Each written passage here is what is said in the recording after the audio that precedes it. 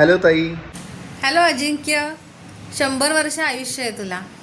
अरे जस्ट मी आत्ता तुझी आठवण काढली की तुला येत्या बुधवारच्या कार्यक्रमासंदर्भात आठवण करायला फोन करावा आणि तेवढ्यात तुझा फोन आला. अरे वा, म्हणजे आपली वेवलेत मॅच होती म्हणायची.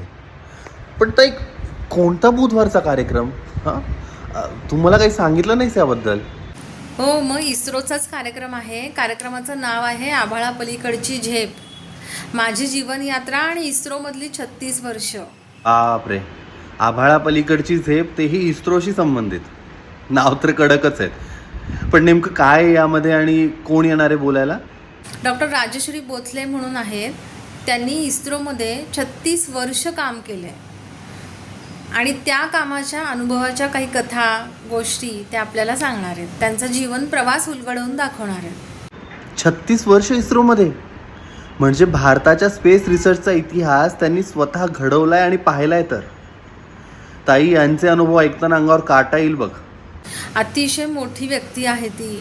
म्हणजे त्यांनी फक्त इस्रोतच काम केलं असं नाही, तर हैदराबादच्या नॅशनल रिमोट सेन्सिंग सेंटरमध्ये पण उपसंचालक म्हणून काम केलं आहे. जलसंपदा, हवामान बदल, हिमावरण अशा अनेक महत्त्वाच्या विषयांवर त्यांनी संशोधन केलं आहे. बाप रे बाप, हे फारच प्रेरणादायी व्यक्तिमत्व दिसतंय ताई. आणि मला वाटतं ताई की अशा क्षेत्राबद्दल ना आपल्याला फारशी माहिती सहसा मिळत नाही. हो, आणि अरे माहिती आहे का, भारताच्या 35व्या अंटार्क्टिका वैज्ञानिक मोहिमेच्या त्या सदस्या पण होत्या. तिथेही त्यांनी संशोधन केलं आहे. अरे बाप रे, अंटार्क्टिका मोहीम म्हणजे -सेल्सिअस टेम्परेचरमध्ये त्यांनी भारतासाठी रिसर्च केलाय. बाप रे, करावं तेवढं कौतुक कमीच आहे. त्या लेखिका पण आहेत. त्यांनी वेगवेगळ्या विषयांवर पुस्तकं लिहिली आहेत. अनेक आंतरराष्ट्रीय पुरस्कार त्यांना मिळालेत.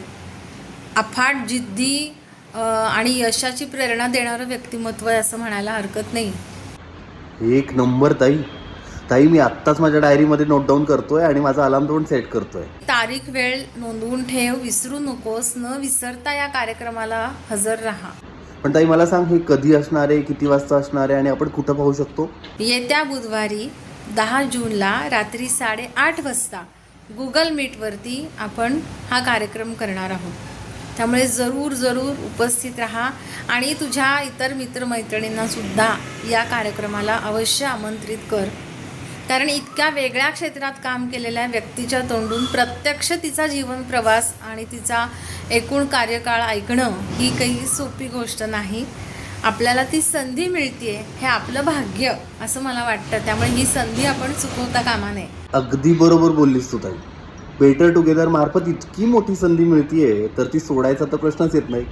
मी आत्ताच माझ्या सगळ्या फ्रेंड्सना इन्व्हाइट करतो. मी वाट पाहते तुझी आणि तुझ्या मित्रांची आणि आपल्या सगळ्या प्रेक्षकांची. हो, नक्कीच ताई. आणि मित्रांनो, तुम्ही देखील हा कार्यक्रम मिस करू नका. तर नक्की भेटूया बेटर टुगेदरच्या पुढील कार्यक्रमात, ज्याचं नाव आहे आभाळापलीकडची झेप, माझी जीवनयात्रा आणि इस्रोची 36 वर्ष.